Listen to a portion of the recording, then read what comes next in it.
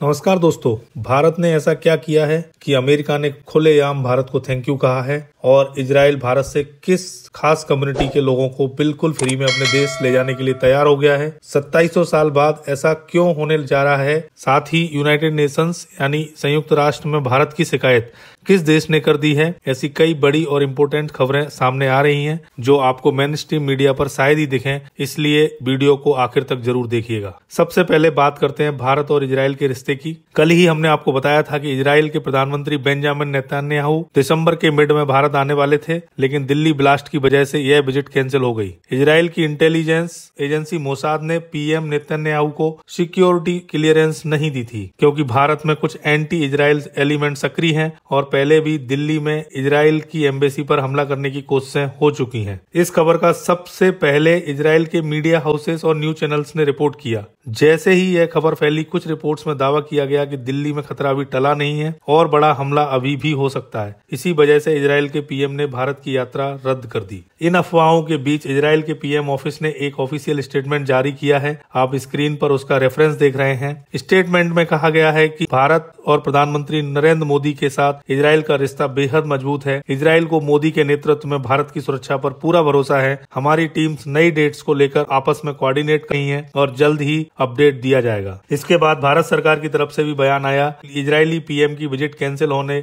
और दिल्ली ब्लास्ट के बीच कोई लिंक नहीं है। ऐसी खबरें मिसलीडिंग और फैक्चुअली गलत हैं। अब बात करते हैं इजराइल से जुड़ी एक और बड़ी खबर की। रिपोर्ट्स के मुताबिक इजराइल के प्रधानमंत्री बेंजामिन नेतन्याहू ने भारत में रहने वाली जीव कम्युनिटी के एक खास समूह बनेई मीनाशी को वापस इजराइल ले जाकर बसाने की प्लानिंग को मंजूरी दे दी है। ये लोग नॉर्थ ईस्ट खासकर मणिपुर और मिजोरम में रहते हैं। इनकी सही संख्या का अंदाजा नहीं है, लेकिन इजराइल की सरकार ने आधिकारिक तौर पर 5800 बनेई मीनाशी ज्यूज को इजराइल ले जाने का प्रस्ताव पास कर दिया है। इनके रिलोकेशन पर $27 मिलियन खर्च किए जाएंगे। फ्लाइट्स, रहने की जगह, सब कुछ इजराइल देगी। ये 5800 लोग अगले 5 साल यानी 2030 तक बैचेज में इजराइल भेजे जाएंगे। पहले भारत में इनकी स्क्रीनिंग और इंटरव्यूज होंगे। 2026 में भेजे जाने वाले पहले 1200 लोगों को मंजूरी भी मिल चुकी है। वहां पहुंचने पर इन्हें घर दिया जाएगा, हिब्रू लैंग्वेज कोर्स मिलेंगे और कई तरह के बेनिफिट्स दिए जाएंगे ताकि ये आसानी से इजरायली समाज में घुल मिल सकें। बनेई मीनाशी के बारे में माना जाता है कि 2700 साल पहले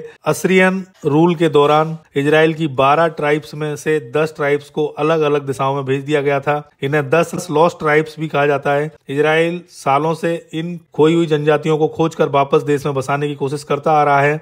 बनेई मीनाशी उन्हीं लास्ट ट्राइब में से एक मानी जाती है जिनके कुछ लोग भारत में रह रहे हैं। हालांकि यह दावा आज भी काफी डिबेटेबल है, लेकिन अब पीएम नेतन्याहू की गवर्नमेंट ने 2700 साल बाद इन्हें आधिकारिक रूप से स्वीकार कर लिया है और वापस इजराइल ले जाने का फैसला किया है। ध्यान रहे, यह सब पूरी तरह वॉलंटरी है। जो जाना चाहे सिर्फ उन्हीं को ले जाया जाएगा। जैसे ही और डिटेल्स आएंगी हम आपको अपडेट कर देंगे। अब अगली बड़ी अपडेट्स आ रही है भारत की ब्रह्मोस मिसाइल को लेकर। आपकी स्क्रीन पर आर्टिकल का रेफरेंस भी है। खबर यह है कि भारत ब्रह्मोस मिसाइल के एक्सपोर्ट की एक $450 मिलियन की बेहद बड़ी डिफेंस डील साइन करने की तैयारी में है। साल 2022 में फिलीपींस ने भारत के साथ $375 मिलियन की ब्रह्मोस डील साइन की थी, लेकिन इस बार $450 मिलियन की डील पर काम चल रहा है। अब यह देश कौन सा है जो $450 मिलियन की ब्रह्मोस मिसाइल खरीद रहा है? क्या यह सिर्फ एक देश है या कई देश मिलकर खरीद रहे हैं? यह जानकारी डील के ऑफिशियल साइन होने के बाद ही साफ होगी, लेकिन इंडिया टुडे और कई अन्य रिपोर्ट्स के मुताबिक यह देश संभवतः इंडोनेशिया है। कहा जा रहा है कि भारत और इंडोनेशिया के बीच ब्रह्मोस डील की सारी नेगोशिएशंस पूरी हो चुकी हैं और अब सिर्फ रसिया के अप्रूवल का इंतजार है, क्योंकि आप जानते हैं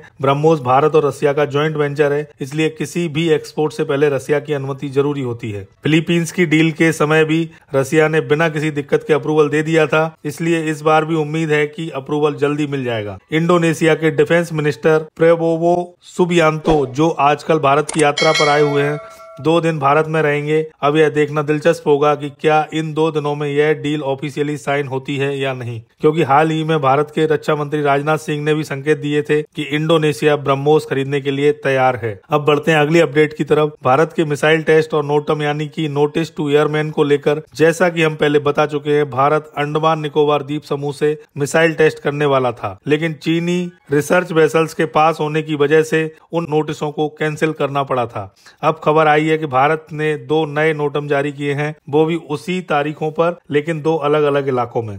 पहला नोटम अंडमान निकोबार रीजन के लिए है 1 दिसंबर से 3 दिसंबर तक, इसकी रेंज 490 किलोमीटर है। दूसरा नोटम विशाखापट्टनम के नीचे बे ऑफ बंगाल में जारी किया गया है 1 दिसंबर से 4 दिसंबर तक, यानी 1 दिन एक्स्ट्रा। इसकी रेंज काफी बड़ी है, लगभग 10,695 किलोमीटर। दोनों नोटम्स में बड़े नो फ्लाई जोन बनाए गए हैं, इसलिए साफ है कि मिसाइल टेस्ट ही होने वाले हैं। पहले सिर्फ 1 नोटम था, अब 2 हो गए, मतलब चीन के रिसर्च वेसल्स को अब तो अलग अलग जगहों पर नजर रखनी पड़ेगी। 1 से 4 दिसंबर के बीच डीआरडीओ कौन सी मिसाइल टेस्ट करता है और उस वक्त चीनी वेसल्स कहां मौजूद रहते हैं, इसका अपडेट भी हम आपको देंगे। अब अगली खबर भारत और अमेरिका को लेकर। भारत में कई जगहों पर अवैध कॉल सेंटर्स चल रहे थे जो अमेरिकी नागरिकों को टारगेट करते थे। हर साल लाखों करोड़ों डॉलर की ठगी करते थे। भारत ने लखनऊ, पुणे, हैदराबाद और विशाखापट्टनम में ऑपरेट कर रहे ऐसे कॉल सेंटर्स की शिकायत भारत से की थी, इन्हें बंद करवाने की रिक्वेस्ट की थी। यूएस और इंडियन एजेंसियों ने मिलकर इस केस पर काम किया। अब खबर आ रही है कि सीबीआई ने विकास कुमार निगम और उसके साथियों को गिरफ्तार कर लिया है। कई लोकेशंस पर छापेमारी करके laptop, hard disk, mobile phone और डिजिटल सबूत जब्त कर लिए हैं। इस पूरी कार्रवाई के लिए यूएस एम्बेसी ने भारत सरकार और सीबीआई को आधिकारिक रूप से थैंक यू कहा है। अब अगली अपडेट आ रही है भारत और पाकिस्तान को लेकर। आपको पता ही है कि कल ही प्रधानमंत्री नरेंद्र मोदी अयोध्या पहुंचे थे और उन्होंने राम मंदिर परिसर में ध्वजारोहण किया था। इसी बात पर अब पाकिस्तान को आपत्ति हो गई है और उसने इस मुद्दे को सीधे यूनाइटेड नेशंस तक पहुंचा दिया है। आपके स्क्रीन पर इसका रेफरेंस भी है। पाकिस्तान के विदेश मंत्रालय ने यूएन से मदद की गुहार लगाते हुए एक स्टेटमेंट जारी की है। पाकिस्तान ने कहा है कि अयोध्या राम मंदिर पर राष्ट्रीय ध्वज फहराया जाना बेहद चिंता का विषय है, क्योंकि उनके मुताबिक वहां पहले बाबरी मस्जिद थी जिसे गिरा दिया गया था और भारत की अदालतों ने भी इस पर कोई एक्शन नहीं लिया। पाकिस्तान ने आरोप लगाया है कि इससे साफ दिखता है कि भारत में मुस्लिम माइनॉरिटीज के साथ भेदभाव होता है और उनके अधिकारों का सम्मान नहीं किया जाता। पाकिस्तान ने आगे यह भी कहा कि भारत में मुस्लिमों की विरासत को नुकसान पहुंचाया जा रहा है और हिंदुत्व की विचारधारा के नाम पर सभी पुरानी मस्जिद खतरे में है। उनका कहना है कि भारत में मुस्लिमों को सोशल, इकोनॉमिक और पॉलिटिकल लेवल पर किनारे किया जा रहा है। इसलिए इंटरनेशनल कम्युनिटी और यूनाइटेड नेशंस को भारत में बढ़ते इस्लामोफोबिया, हेट स्पीच और हेट अटैक्स पर ध्यान देना चाहिए और भारत की इस्लामिक हेरिटेज और माइनॉरिटीज की सुरक्षा के लिए सक्रिय भूमिका निभानी चाहिए। भारत को चेतावनी देते हुए पाकिस्तान ने कहा कि भारत अपनी मुस्लिम आबादी की सुरक्षा सुनिश्चित करे और मस्जिदों तथा पैलेसेस और वर्शिप को प्रोटेक्ट करे। जाहिर है कि पाकिस्तान को काशी और मथुरा को लेकर पहले से ही डर है, इसलिए अंतर्राष्ट्रीय स्तर पर माहौल बनाने की कोशिश कर रहा है। इसके बाद आते हैं पाकिस्तान और बांग्लादेश की एक और बड़ी खबर पर। आपके स्क्रीन पर इसका स्क्रीनशॉट भी है। रिपोर्ट्स के मुताबिक पाकिस्तान और बांग्लादेश के बीच अब डायरेक्ट फ्लाइट की शुरुआत हो रही है। दिसंबर से दोनों देशों के बीच हफ्ते में 3 उड़ानें चलेंगी। हालांकि तकनीकी तौर पर इन डायरेक्ट फ्लाइट्स की अनुमति पाकिस्तान या बांग्लादेश की एयरलाइंस को नहीं, बल्कि ईरान की प्राइवेट एयरलाइन महान एयर को मिली है, जो इन रूट्स पर ऑपरेट करेगी। लेकिन असली बात यह है कि पीपल टू पीपल कनेक्शन और इकोनॉमिक रिलेशंस को मजबूत करने की आड़ में पाकिस्तान और बांग्लादेश की इंटेलिजेंस एजेंसियां भी अब एक दूसरे के करीब आ रही हैं। ज्यादा से ज्यादा पाकिस्तानी नागरिक बांग्लादेश की यात्रा करेंगे और दोनों देशों का बढ़ता तालमेल भविष्य में भारत के लिए एक बड़ा खतरा बन सकता है। तो हर दिन दुनिया में कुछ न कुछ बड़ा बदलाव हो रहा है। कहीं नई दोस्ती बन रही है तो कहीं पुराना रिश्ता टूट रहा है। कोई देश अपनी पॉलिसी बदल रहा है तो कोई अपनी ताकत दिखाने में लगा हुआ है। इन सब के बीच भारत भी अब इस खेल का हिस्सा नहीं बल्कि गेम चेंजर बन चुका है। हर नई डील, हर नई मीटिंग, हर स्ट्रेटेजिक मूव में भारत का प्रभाव और बढ़ रहा है। यही असली मकसद है हमारे चैनल आरके न्यूज स्टूडियो का,